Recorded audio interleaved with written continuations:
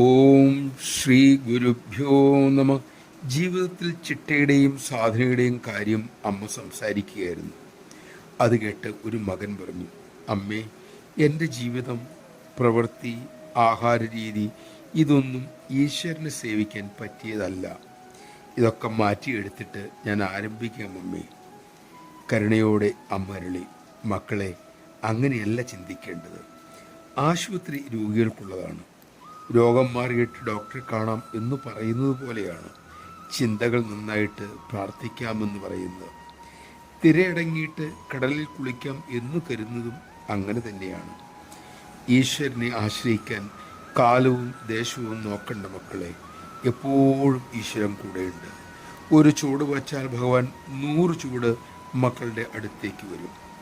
എപ്പോൾ പ്രാർത്ഥിക്കാൻ തോന്നുവോ അപ്പോൾ തുടങ്ങുക. എപ്പോൾ വൈരാഗ്യം വരുന്നുവോ അപ്പോൾ സാധന ആരംഭിക്കുക. പിന്നത്തേക്ക് മാറ്റിവെക്കേണ്ട. അടുത്ത നിമിഷം മക്കളുടെ നിയന്ത്രണത്തിലല്ലല്ലോ. നമഃ ശിവായ.